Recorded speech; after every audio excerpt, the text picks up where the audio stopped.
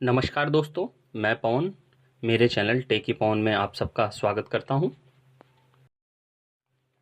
मेरे चैनल पर आपको संपूर्ण मनोविज्ञान, शिक्षा शास्त्र, बाल विकास, एक्ट्स, राइट्स, एनसीएफ 2005 और जितने भी शिक्षण से संबंधित टॉपिक्स हैं वो सभी मेरे चैनल पर आपको मिल जाएंगे। आप उन्हें प्लेलिस्ट में चेक कर सकते हैं।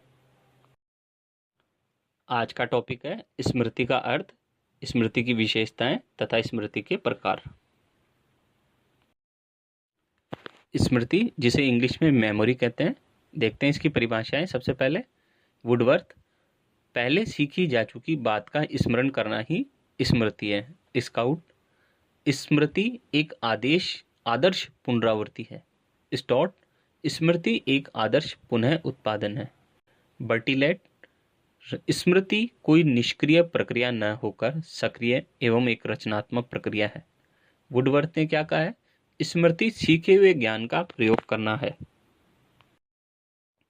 अब स्मृति का अर्थ देखते हैं। किसी सीखी गई विषय वस्तु अथवा क्रिया को आवश्यकता पड़ने पर पुनः स्मरण करने की शक्ति को ही स्मृति कहते हैं। यह एक मानसिक प्रक्रिया है, अर्थात सिंपल सी भाषा में कोई चीज हमने लर्न कर रखी थी, समझ रखी थी, और जब उसकी जरूरत पड़ी और हमने उसको रिकॉल कर लिया तो इसको ही हम क्या कहेंगे? स्मृति। स्मृति पर सर्वप्रथम क्रमबद्ध अध्ययन हरमन एबिंगहॉस ने 1885 में किया था। एबिंगहॉस ने बताया कि प्रारंभ में भूलने की गति तीव्र, फिर क्रमशः न्यून और बाद में ये स्थिर हो जाती है। स्मृति ऐसी सक्रिय प्रक्रिया है जो कल्पना, चिंतन एवं तर्क करने में सहायता प्रदान करती है। अब देखिए स्मृति के अंग या पद या चरण। सबसे पहले सीखना या अधिगम होता है, फिर उसके बाद धारण रिटेंशन होता है, फिर उसका पुनः स्मरण होता है, रिकॉल होता है, रिप्रोडक्शन, और अंत में उसकी रिकॉग्निशन, पहचान होती है, आइडेंटिफिकेशन। ये इसकी पद है। अब देखते हैं स्मृति की 3 अवस्थाएं कौन कौन सी है। पहला है संकेतन, कोडिंग। कोडिंग में व्यक्ति किसी सूचना या अनुभव को एक निश्चित संकेत कोड के रूप में तंत्रिका तंत्र नर्वस सिस्टम में ग्रहण करता है। दूसरे शब्दों में स्मृति चिन्हों का बनना ही कोडिंग कहलाता है। इसे पंजीकरण या रजिस्ट्रेशन भी कहते हैं। नंबर 2, संचयन, स्टोरेज। इस अवस्था में कोडिंग द्वारा प्राप्त अनुभवों को कुछ समय के लिए संचित स्टोर किया जाता है।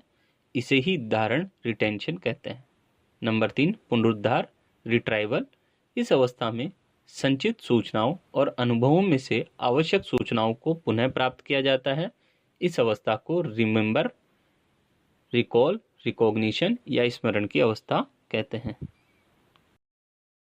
अब देखते हैं स्मरण की प्रक्रिया। चेतन, जो अभी याद किया हुआ है उसे चेतन कहते हैं। अर्धचेतन 3 से 4 दिन बाद की स्थिति को कहेंगे। अभी जो याद किया 3 से 4 दिन बाद की स्थिति को क्या कहेंगे? उसमें अर्धचेतन। और अचेतन, लंबे समय तक जब कोई चीज हम रिकॉल नहीं करते हैं तो वह अचेतन दिमाग में चल जाती है और हम उसे क्या करते हैं? भूल जाते हैं। एबिंगहॉस के अनुसार स्मृति का स्वरूप पुनरुत्पादक होता है, अर्थात जो चीज हमने जिस फॉर्म में याद की है हम उसे उसी फॉर्म में पुनः बता सकते हैं। जबकि बर्टलेट के अनुसार स्मृति पुनरुत्पादक न होकर रचनात्मक होती है, अर्थात जिस चीज रूप में कोई चीज आप याद करेंगे उस रूप में उसकी पुनः व्याख्या नहीं कर सकते, बल्कि वह उसका अपनी तरफ से अपनी भाषा में मॉडिफिकेशन करके फिर वो उसको सुनाता है। अब देखते हैं एक अच्छी स्मृति की विशेषताएं कौन सी होती हैं। नंबर 1, तेजी से याद होता है, पुनः स्मरण हो जाता है।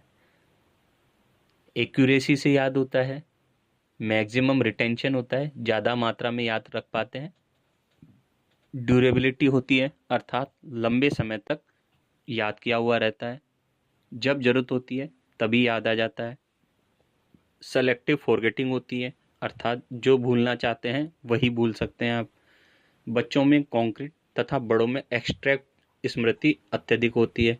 कॉन्क्रीट क्या होती है? मूर्त चीज़ें जो दिखाई दी जाती हैं, छुई जा सकती हैं, उनकी समझ बच्चों में ज़्यादा होती है। जबकि बड़ों में एब्स्ट्रैक्ट थिंकिंग यानी कि हवा में थिंकिंग की होती है। प्यार, दुख, दर्द, ये सब बड़े ज़्यादा समझते हैं। गणित की क्रियाएं हवा में करना। अब आता है स्मृति के प्रकार।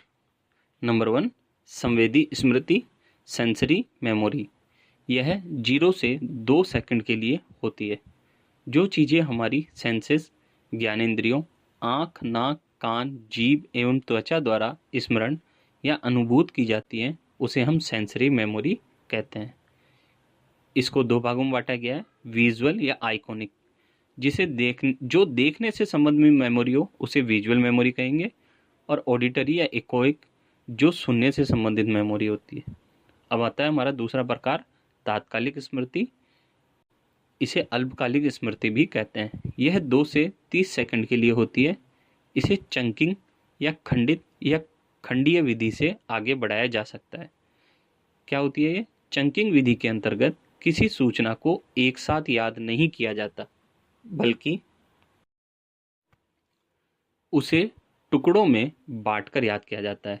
जैसे मोबाइल का नंबर आप एक साथ याद नहीं करते हैं, आप कैसे करते हैं? उसको टुकड़ों में बांट लेते हैं। जैसे मान लीजिए 10 अंकों का एक मोबाइल नंबर है, तो इसको हम कैसे याद करते हैं? 9680, एक 4 अंकों का, फिर 43 2 अंकों का, फिर 7334, हम इसको याद करते हैं।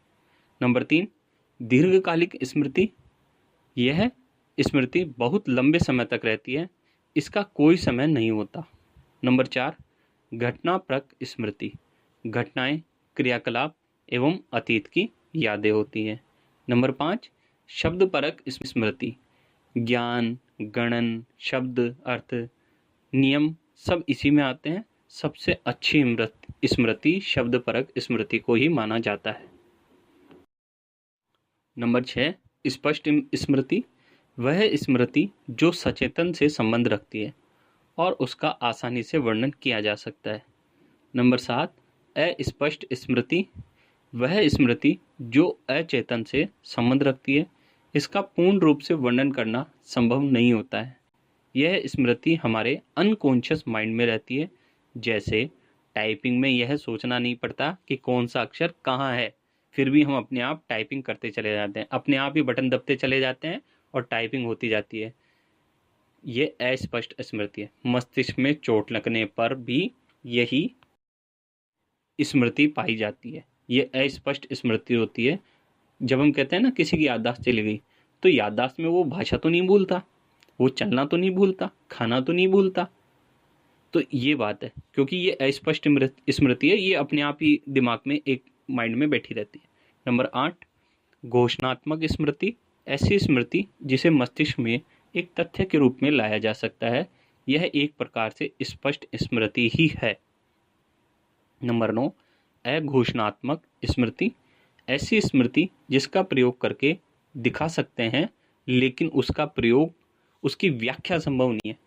अर्थात ये एक ऐसी स्मृति होती है जिसका प्रयोग तो हम दिखा सकते हैं एग्जाम्पल के रूप में, लेकिन अगर उसकी व्याख्या करने के लिए कोई कहे तो हम व्याख्या नहीं कर पाते हैं।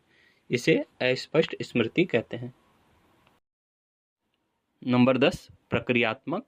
ये स्किल वाली स्मृति होती है, जैसे साइकिल चलाना आदि। नंबर 11, क्षणदीपीय स्मृति। किसी विशेष स्थान, समय से जुड़ी लगभग स्थिर स्मृति, जो किसी आश्चर्य या अन्य संवेग के जुड़े होने के कारण अत्यधिक स्पष्ट होती है। जैसे किसी शॉकिंग घटना की स्पष्ट याद, इसे क्षणदीप स्मृति कहते हैं, फ्लैश बल्ब मेमोरी। नंबर 12, जीवन चरित्र स्मृति, ऑटोबायोग्राफिकल मेमोरी। जीवन से संबंधित यादें, जैसे कक्षा 10 में मैं कैसा था आदि। 4 से 5 वर्ष की आयु की स्मृतियां बड़े होने पर गायब होती चली जाती हैं। इसे ही चाइल्डहुड अमेजिया भी कहते हैं। 20 वर्ष की आयु के बाद हमें अधिकतर चीजें याद रहती हैं।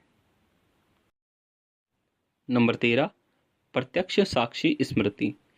वे घटनाएं जो आपके सामने घटित होती है और उनकी यादें होती है। नंबर 14, असत्य स्मृति। वे घटनाएं जो कभी आपके सामने घटी ही नहीं है, लेकिन कल्पनाशीलता से आपने उत्पन्न कर दी है। नंबर 15, एक्टिव मेमोरी, सक्रिय स्मृति। ऐसी चीजें जो प्रयास करने से याद आ जाती हैं, उन्हें एक्टिव मेमोरी कहते हैं। 16, पैसिव मेमोरी, निष्क्रिय स्मृति। बिना कोशिश के ही याद जब चीज़ें आ जाती हैं तो उसे हम पैसिव मेमोरी कहते हैं। नंबर 17 रोट मेमोरी, रटकर याद करना, थोड़े समय के लिए यह स्मृति होती है। इसमें रट तो लेंगे लेकिन थोड़े समय के लिए याद रहेगा आपको। नंबर 18 लॉजिकल मेमोरी, समझ कर याद करना। इस लॉजिकल मेमोरी के द्वारा ही हम विज्ञान, गणित आदि प्रमुख विषयों का अध्ययन करते हैं समझ कर। नंबर 19 साइकोलॉजिकल मेमोरी, शारीरिक कार्य बिना किसी विशेष ध्यान के करना, जैसे टाइपिंग करना, साइकिल चलाना। इसमें हमको ज़्यादा मेमोरी लगानी नहीं पड़ती, ऑटोमेटिकली काम होता चला जाता है।